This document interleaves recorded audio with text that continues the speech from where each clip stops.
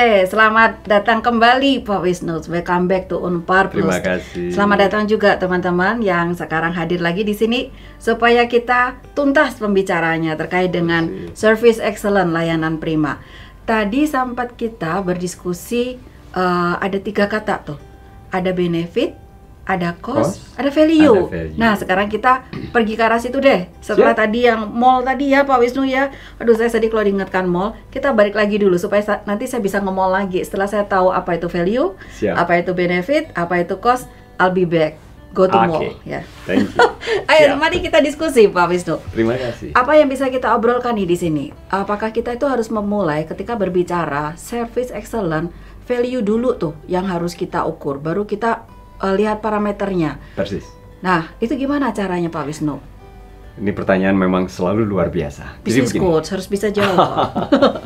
Jadi begini, value itu menjadi sesuatu yang ditawarkan. Oke. So, any single product must have value. Oke ya.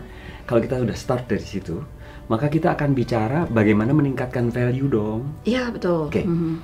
Maka tadi saya review lagi bahwa zaman now customer itu akan mengukur value dari benefit dibagi dengan cost.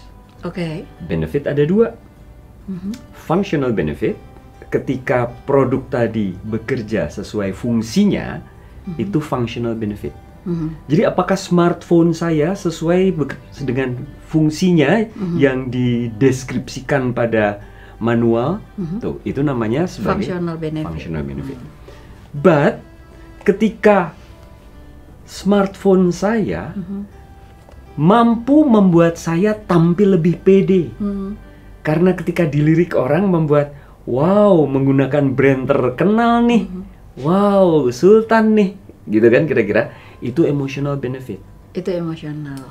Dari sisi customer. Iya. Bahkan bisa jadi begini, Mbak Mar, saya menggunakan smartphone ini mahal sih, tapi awet, tapi tahan banting, kecemplung air nggak masalah, ringtone-nya variatif dan sebagainya. Itu sudah mulai bergeser dari fungsional menyentuh-nyentuh emosional. Tapi fungsional tetap harus ada dong, fungsi smartphone tetap harus ada.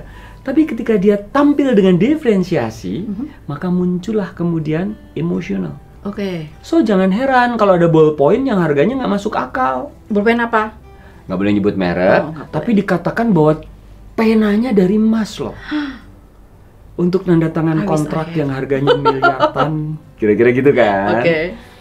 Ada jam tangan yang fungsinya memang hanya untuk sekedar melihat waktu, tapi dengan merek tertentu harganya nggak masuk akal. Jadi tangannya kelihatan cakep. Tangannya kelihatan cakep karena jamnya bertah-tahkan berlian. Kebayang dong, fungsi berlian apa sih kok ditaruh di jam tangan? Iya. Itulah yang namanya. Itu Swarovski berliannya. Nggak boleh kita nyebut merek ya.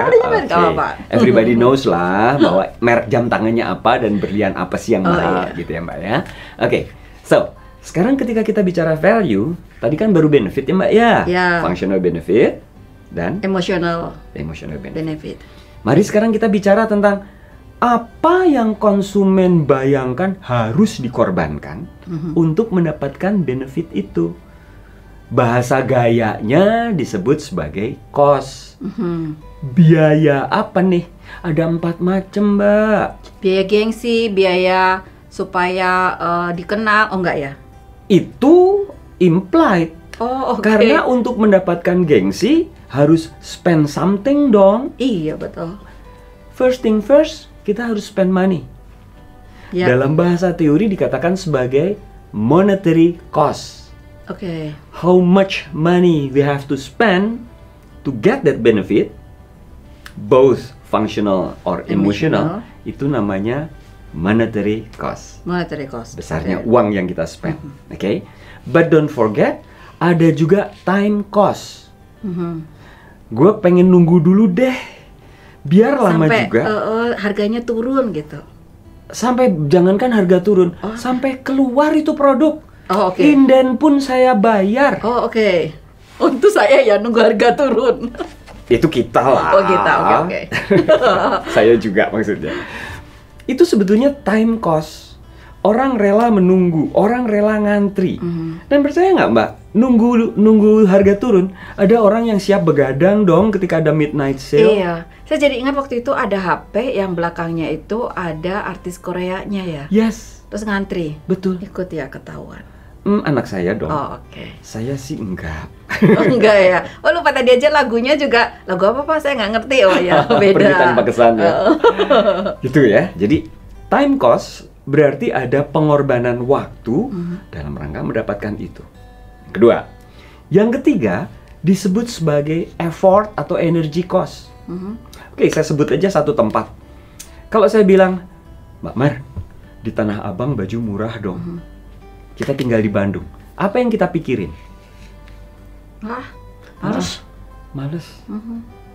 Karena harus naik kereta. Nanti nyambung lagi pakai macet. Jakarta pula. Macet. Kalau bawa kendaraan sendiri parkirnya susah. Gitu kan? Iya. Itulah energy cost atau effort cost. 3 dong. Itu dihitung tuh oleh marketers, ya. Bagaimana konsumen untuk mendapatkan produk ini tuh ngorbanin apa aja sih, kira-kira gitu ya. Dan yang terakhir tapi nggak kalah keren adalah psychological cost. Oke, for getting that product, korban perasaan apa yang harus saya bayar? Gitu loh kira-kira. Beli produk di saya sebut tadi Tanah Abang. Aduh Mak, saya alergi sama debu kain. Saya bakal bersin-bersin deh karena udaranya nggak bersih. Aduh copetnya Mak. Jadi harus kayak gini terus gitu. Saya harus pegang dompet terus gitu kan. Membuat tidak nyaman itu dihitung sebagai psychological cost. Psychological cost. Oke. So, let us talk about strategy. Increasing value yang pertama adalah kalau benefit nggak usah kita apa-apain, kita nggak mampu meningkatkan functional or emotional benefit, at least cost-nya dong dikecilin. Iya, kan kita bilang kayak pembilang penyebut kayak zaman matematika dulu guru ngajarin makin ya. Makin kecil si pembaginya, maka semakin gede dong value-nya. Oke, di mana kita bisa kecilkan? Terserah. Tapi saya tidak pernah sarankan harga murah loh Mbak. Iya. Kenapa ya Pak? Kesannya murahan dong. Tapi kalau lihat fenomena sekarang ya, kayak tadi saya kalau balik lagi ke generasi anak-anak model-model yang milenial. Ya, milenial kayak gitu. Waktu dihadapkan pada kafe yang banyak seperti itu. Terus mereka harus memutuskan mereka akan ke kafe yang mana kalau untuk beli kopi kayak gitu. Nah, itu kan juga jadi dasar pertimbangan juga kan sebetulnya. Nah, itu gimana dong? Even pakai aplikasi itu kan juga dia akan ngelihat mana yang diskonnya paling gede dong. Iya, betul. Maka jangan dijual dengan price list murah. Price list tetap naikkan dulu, dipotong diskon behavioral tadi ya. Persis. Betul. Maka yang dimainkan apa? Perasaan. Emosional lagi. Satu. Iya. Ya. Yang kedua, kalau kita nggak bisa menurunkan si cost kita nggak bisa turunkan, naikin dong benefitnya. Even yang dinaikkan itu nggak seberapa. Contohnya, tenang deh, beli dari kami jamin deh, assure deh, ada asuransinya, ada garansinya, kan udah naikin benefit dong. Nah itu masuk yang mana? Functional atau emotional benefit kalau seperti itu? Emotional benefit tentunya. Emotional benefit. Gitu kan? Termasuk juga mempermainkan emosional supaya ngerasa bahwa cost-nya turun. Cost-nya turun. Udah nggak usah susah-susah keluar rumah, jalanan macet, parkirnya susah. Bisa pesan dong. Gerakkan jempol. Iya. Gitu kan? Easy to get. Udah ngurangin energy cost, psychological cost. Walaupun harga akhirnya lebih mahal ya. Even though. Oke. Jadi price itu nggak sensitif dong. Strategi lah yang membuat price tidak sensitif. Kan maunya gitu. Iya, siapa sih pelaku banyak bisnis? Banyak maunya konsumen itu. Betul. Tapi harus dipenuhin. exceed customer expectation. Betul. Kan, layanan prima. Ujung-ujungnya cuan dong. Iya betul, tapi cara dapatnya itu macam-macam bentuknya. Exactly. We have to be fair to earn money from customer kan. Oke. Jadi yang pertama, saya ulas lagi. Value meningkat ketika benefit tidak diapa-apakan, tapi cost-nya diturunkan dengan berbagai cara. Bagaimana pengorbanan konsumen diturunkan. Yang kedua, kalau kita tidak mau menurunkan cost, naikkan benefitnya. Baik di fungsional, smartphone kameranya sekarang megapikselnya lebih gede loh. Kameranya nggak cuma 2, ada 5 kamera bahkan. Besok 6, besok semuanya berkamera. Semua tuh di belakang kamera. Semua sudut kamera. Bisa begitu dong, itu fungsionalnya. Atau kebanyakan bermain di emosionalnya, gitu kan? Pakai nama brand itu juga bisa ya. Oh, gue kalau yang ini jalannya kudu gaya. Iya. Kalau HP itu adalah masukin kantong gitu. Itu udah menjadi brand equity, the power of brand. Oke. Itu akan menjadi topik berikutnya deh kayaknya. Panjang ya. Nggak ada matinya deh. Oke. Oke ya. Jadi udah 2 nih. Yang ketiga, kalau kita mau menaikkan cost, boleh nggak sih? Karena satu dan lain hal, kita pengen dong dapat cuan lebih. Oke. Tapi naikkan benefit di mata konsumen 2 kali lebih besar dari kenaikan si cost. Iya dong. Sebentar Pak. Berarti naikin cost boleh ya? Boleh.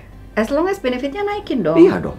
Tapi berapa kali prosentasenya dia harus mengcover kenaikan cost itu? Sangat tergantung. Yang pasti jangan sampai break even. Percuma dong. Nanti dia geser ya ke kompetitor. Tapi paling nggak kalau customer udah punya loyalitas, dia udah percaya banget sama brand kita. Kayaknya the power of brand bicara lah Mbak di situ.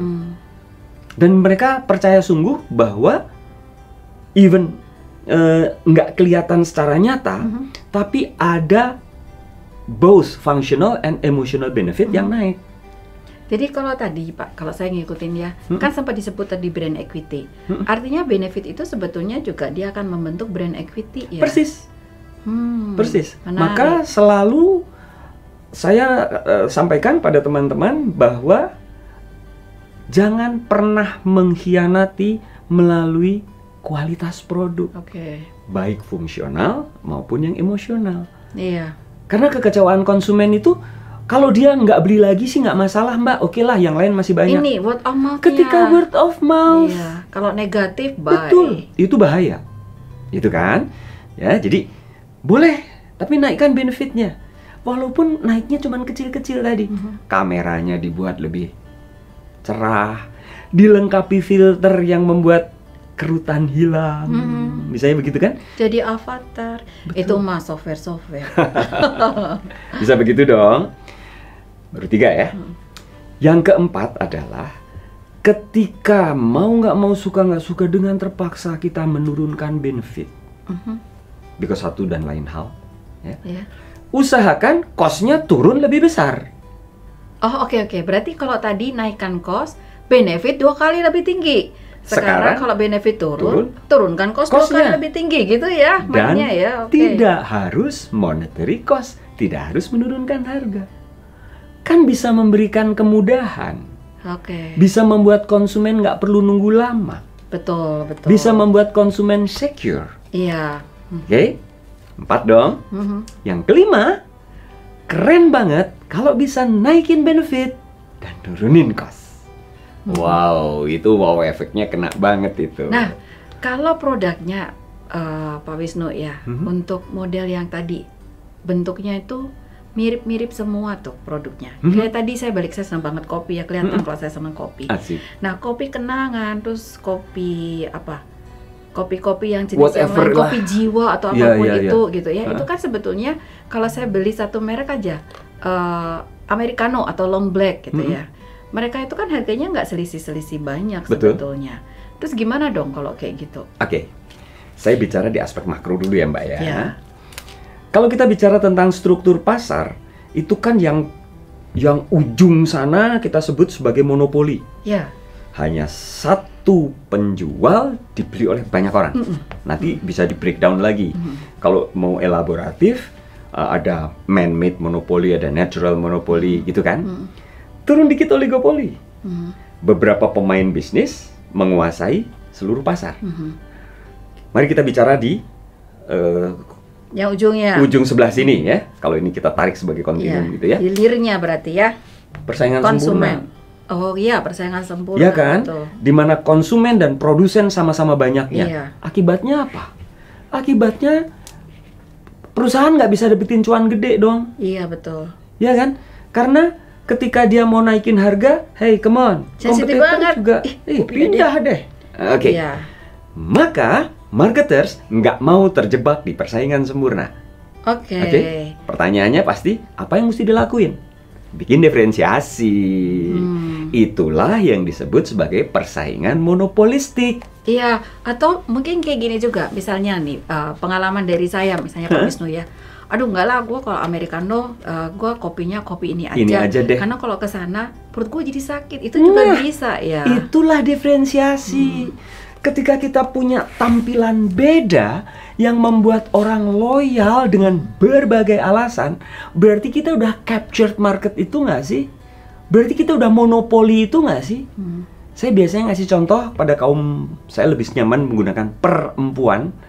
Karena apa itu? Kenapa? Kenapa bukan wanita? Wanita dari kata betina, nggak enak banget kan? Masa sih? Iya. Aku baru tahu. Kalau perempuan artinya empu itu source of life, bayangin. Maka ini disebut empu jari. Panas langsung. Kaum perempuan biasanya saya tanya begini, kalian pakai shampoo apa? Shampoo itu membuat persaingan monopolistik. Karena biasanya normally, atau paling nggak dari riset sederhana saya, kaum perempuan tidak mudah untuk pindah shampoo. Lain hati. Pindah ke lain hati untuk merek shampoo tertentu. Saya pakai merek X, kenapa sih nggak mau pakai merek Y? Rontok pak, ketombean pak, rambut belah-belah pak, berbagai alasan. So ketika dia udah loyal, berarti sukses dong diferensiasinya. Bedanya dia membuat, atau bedanya produk itu membuat menjaring kelompok konsumen loyalis. Nah itu udah sukses dong berarti. Lu ntar pakai itu aja, ya nih rambut gue jadi cakep gitu ya. Kayaknya karakter rambut lu sama nih sama gue nih. Pakai itu aja. Ini deh. Gitu. Gue jamin rambut lu lebih glowing. Nah, apalagi kalau udah word of mouth, nyebar dong. Positif soalnya. Positif, gitu Mbak itu ya. Itu value jadinya. Itu ya, value jadinya. Nah tadi kembali ke pertanyaan Mbak Mar tadi, bagaimana dalam bentuk persaingan yang satu sama lain berdekatan? Iya. Persaingan sempurna dong jadinya. Iya, price taker. Price takers. Maka yang terjadi adalah, mari kita bikin diferensiasi yang membuat kelompok konsumen tertentu jadi loyal pada kita. Terus pertanyaannya, so gimana caranya kita membuat diferensiasi? Again, riset menjadi penting. Iya, berarti kata kuncinya selalu meneliti Kaizen ya, seperti kayak gitu. Perusahaan harus selalu menerapkan Kaizen spirit. Persis. Untuk melakukan improvement, continuous improvement. Untuk menangkap tadi ya loyalitas tadi ya Pak Wisnu. And don't forget, yang namanya customer, dari namanya aja should be treated customized. Iya dong. Konsumen kira mau bilang gini, customer is a king. Kan selalu orang bilangnya kayak gitu ya. Tapi itu kadang nyebelin loh. Customer is a king, really? So, mari kita pakai hukum Pareto. Oke. Gimana itu? Begini, 100% customer kita, hanya 20% yang ngasih cuan 80%. Atau mungkin hanya 30% dari 100% customer kita yang ngasih cuan ke kita 70%. Sementara 70% sisanya cuma ngasih cuan 30%. Masa sih kita mau spend time, spend energy buat yang 30%? Strategi lagi balik. Strategi lagi. Bagaimana mengenali si 30% ini untuk kita treat sebaik mungkin supaya ngasilin cuan yang dalam persentase keseluruhan cuan dia ngasih 70% cuan. Ya dong, kita mesti rada-rada hitungan juga kan dalam bisnis. Bisnis is a business ya. Business is a business. Friend is a friend. Oh enggak ya? Atau friend is a business. Kayaknya nggak akan ada bisnis antar friend deh. Iya betul. Gitu. But don't treat your friend as a business. Oh nggak boleh. No, nggak boleh. Oh nggak boleh. Oke. Atau ada apa ya, disclaimer dulu ya di awal ya. Oke ya, ini kita bisnis ya. Bisa jadi sih. Jadi berbeda ya.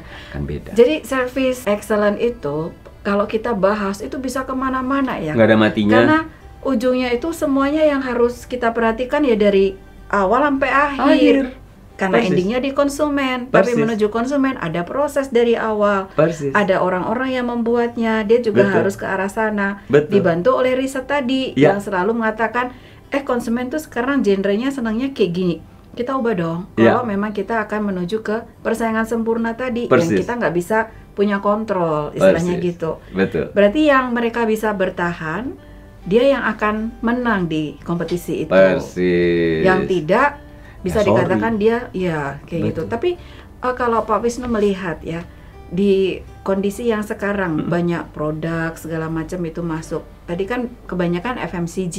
FMCG kan memang dia brand-brandnya sudah lumayan established. Jadi kalau misalnya ada brand lain yang mau masuk karena pasarnya udah yang gede-gede, memang pasti dia akan susah gitu.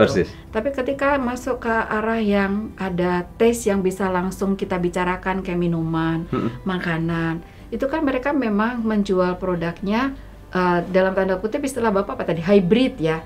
Jadi dia menghasilkan produk iya, tapi juga jasa iya gitu. Nah, service excellence-nya apa nggak susah ya prakteknya seperti itu? Kan kalau manufaktur kayak lebih gampang gitu ngukurnya. Karena keberwujudannya nyata kan? Ada, iya. Kan?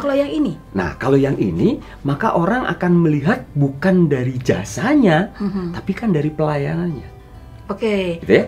Nah, kalau mau masuk ke value, saya jadi kepo nih, gimana cara ngukurnya? Ketika kita mau masuk ke value, tadi Mbak, konsumen itu akan melihat jasa itu dari pelayanan, dan pelayanan inilah yang kemudian akan dilihat punya value nggak sih? Dari segitu banyak kafe, kenapa ada hanya satu tempat tertentu atau beberapa tempat saja yang kaum milenial sampai ngantri-ngantri, seneng datang sampai berjam-jam, bahkan sampai berjam-jam. Iya, ambience istilah mereka. Betul. Walaupun sebetulnya kalau bagi kafe itu ngerugiin loh. Oh iya Pak, betul. Ya kan dia makan tempat belinya di situ, cuma minum, belinya cuma berapa sih dan berjam-jam. Gitu. Dan dia nongkrong berjam-jam. Nah itu kenapa mereka tetap mau bertahan ya? For the sake of service excellent kah atau apa? Sometimes itu menjadi jebakan Batman dan dilematis. Dia ingin supaya customer datang, tapi juga turnovernya jangan terlalu lambat dong. Segeralah kalau selesai pulang.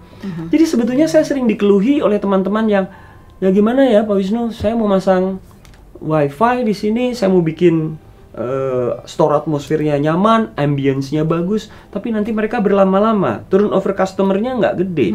Mereka beli paling berapa sih? 100, 200 ribu, 30 ribu, tapi ya, lama banget gitu kan. Aja temennya datang 5 jam. Iya gitu kan. Nah, ini yang harus disikapi dengan baik gitu sebetulnya ya. Nanti itu menjadi bahasan tersendiri Mbak. Tapi tadi saya tertarik dengan konteks bahwa dalam usaha-usaha yang sekarang bahasa sederhananya kan fast moving goods gitu ya, disingkat FMG tadi ya. Fast moving goods. Consumer good, FMCG. Sorry. Iya, ada customer goods-nya. Fast moving customer goods. Ini gimana sih caranya? Nah, mari kita lihat value tadi dilihat oleh konsumen. Kembali lagi tadi dari 5 dimensi kualitas pelayanan. Pertama dilihat dari tangibility-nya, keberwujudannya. Jadi kalau kafe gitu ya, itu akan dilihat ambience-nya gimana, layout-nya gimana, store atmosfernya gimana, bahkan sampai pakaian pelayannya gimana. Kebayang dong kalau pakaian pelayannya ya maaf ya nggak rapih, kotor gitu kan. Atau yang kayak kemarin sempat hits itu, nggak boleh nyebut merek Pak, susah. Kan juga ada kan konsumennya pakaiannya apa, jadi dia hits hanya karena ada satu komen gitu terhadap tampilan. Semua orang jadi pengen datang karena pengen tahu, benar nggak sih gitu. Jadi bisa dimanfaatkan kan tangible-nya. Jadi pinter-pinternya pengelola kafe atau pelaku bisnis gitu ya untuk memanfaatkan tangible tadi. Itu yang pertama. Yang kedua, empati. Empati itu apa sih? Empati itu kemampuan kita merasakan apa yang orang rasakan dong. Jadi saya ambil contoh apa dari tadi kafe. Jangan lama-lama gitu. Ya, misalnya gitu kan. Ngelayani cepet dong. Gua datang nggak pakai lama ya, kan suka gitu ya. Ya, nggak pakai lama dong. maka janji dong di awal. Maaf ya, ini agak lama, takes time. Karena kita harus panggang sampai benar-benar matang sampai dalam, maka takes time sekitar 15 menit. Tapi ada janji dan dinyatakan. Tetap mau pas dikasih pilihan ke konsumen, mau atau yang ini, pesan ini atau mau yang lebih cepat gitu. Kan rasa diperhatikan itu menjadi penting dong. Itu kemudian bisa menjadi strategi empati karena customer ngerasa dingertiin. Jadi bukan hanya dihargai, tapi di ngertiin. Oke, you know me. Gue datang nih capek nih, panas di luar. Oke, minum dulu deh. Even cuman air transparan, bukan air putih. Oh iya. Air putih susu nanti. Santan. Oh benar ya. Saya nggak kepikir. Jadi ini apa, Pak? Air transparan, air bening. Air bening. Oke. Si air bening dulu dong. Air putih susu. For free. Ya, tapi orang udah mikirnya, lo minum apa? Mau pesan Mbak apa? Air putih. Kan dibawain air keras, warnanya putih juga. Bener. Johnny Walker putih. Oke ya. Berarti pemahaman apa yang customer rasakan. Kebayang nggak Mbak, salon? Ya, kita nggak usah nunggu lama-lama dong. Begitu datang, oke, ada air transparan tadi, kemudian juga ada cemilan. Sebelum cepuh maksudnya. Oh iya. Ada cemilan di situ, kemudian mau ditanya, hairdressernya mau siapa? Mau dilayani sama siapa? Oke, nunggu 3 lagi ya. Tapi sambil nunggu, oke, bisa lihat TV, pilih saluran, atau bisa ada pesan makanan. Ada pesan makanan, ya bisa gitu kan? Di ngertiin itu sesuatu banget dong. Ya, contoh tadi salon, hotel. Setiap hotel begitu kita check in, pasti dong ditanya identitas. Iya betul. Oke. So, ini kepo amat sih pengen tahu ulang tahun gue ya, enggak ya? Ternyata itu bisa dimanfaatkan. Oke, betul. Kadang-kadang kita sendiri juga nggak sadar tiba-tiba loh. muncul diskon. Betul. Selamat ulang tahun. Betul. Anda mendapatkan kupon. Betul. Voucher nih. Iya betul. Voucher tuh sebetulnya apa sih? Sebetulnya diskon hanya berlaku kalau Anda datang lagi kemarin. Ada validnya gitu ya. Ada tanggal validnya. Itu kan? Ya. Pemahaman menjadi penting. Itu yang kedua. Yang ketiga, reliability. Able to rely on. Oke. Dalam bahasa Indonesianya handal. Bisa diandelin. Kata kuncinya sederhana, jangan ingkar janji. Tadi waktu saya pesen menu janjinya 20 menit ya. Ini udah 20 menit. Harus sudah ada dong di depan kita. Sesuai dengan janji. Jangan-jangan kalau cari pacar nih teman-teman pakai yang tadi, Parasuraman. 5 tadi ya, reliable. Kalau nggak reliable, jangan dipilih. Jangan dipilih. Besok saya ditabok gitu, ini kayaknya. Masa depan ditentukan oleh reliabilitas. Reliability. Ya? Jadi jujur apa adanya, tepati janji. Oke. Itu menjadi kayak pacaran, bener itu. Loh ya iyalah. Mbak Mar, saya sering kalau di kelas, saya tuh suka agak-agak selengean gitu. Saya bilang, treat pada pasar dan treat pada pacar, Betty loh. Cuman S sama C. Iya. Tapi treatmentnya sama kan? Jangan hianati, tepati janji. Oke? Reliability. Yang nggak kalah penting adalah yang keempat. Apa? Assurance dong. Oke. Tuh dengerin ya teman-teman, assurance. Assurance. Pacar pasar, penting ini. Lo pacar juga harus sure dong. Oh iya betul. Apa dong begitu? Supaya nggak setiap kali nanya by WA ada di mana sama siapa. Gitu kan? Kesannya jadi kayak posesif. Oke. Customer juga sama. Buat teman-teman, customer Anda. Udah belum gitu ya. Betul. Nggak pakai nanya-nanya. Dia ngerasa. Nggak usah disebut merek. Tapi ada dong market space, jualan online yang kita bisa lacak kan? Oh ya, sis. Itu kan? Sampai mana? Udah sampai mana? Oh, udah keluar dari hubnya. Kelihatan ya. Gitu suka kan? ngeklik e-commerce. Mau nggak mau, suka nggak suka harus ikutan dong. Oh iya betul. Pandemi membuat kita jadi pintar. Pandemi membuat kita mau nggak mau jadi pintar ya Mbak ya. Oke. Assurance menjadi penting.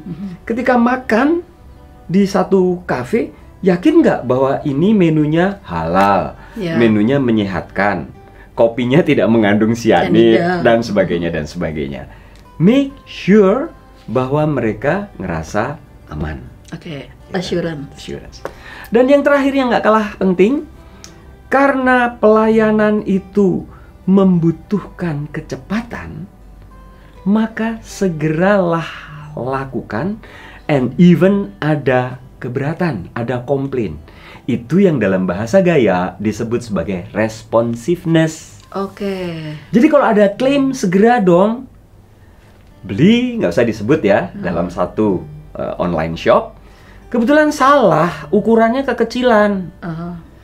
Kemudian di situ ada apa? Ada tempat buat di tag, ya. Ada apa sih? Oh namanya? Iya, bisa dikembalikan. Bisa dikembalikan. Asal masih ada nota atau apa mereknya tidak boleh dilepas. Mereknya nggak gitu. boleh dilepas. Terus nanti ketika kita kirim kembali ke alamat yang sudah dia sertakan, si resinya kita foto, kita sertakan juga di situ. Iya, kalau belanja unboxing.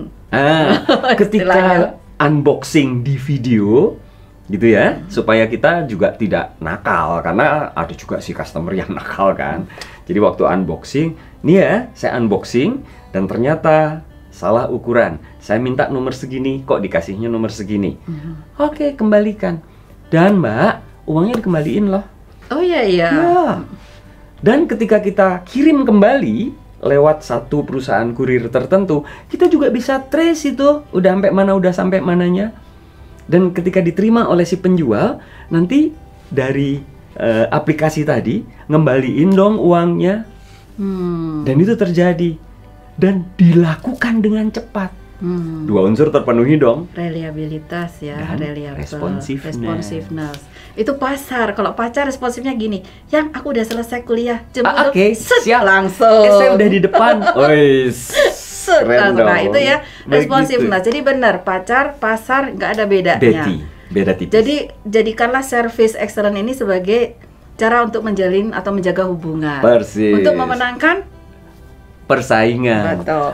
Karena bisa jadi sang idola ini tidak hanya ditaksir oleh 1-2 orang. Iya, baru pacaran soalnya. Hati-hati bisa direbut. Persis. Sama dengan produk kita bisa direbut oleh kompetitor ya Pak Wisnu ya.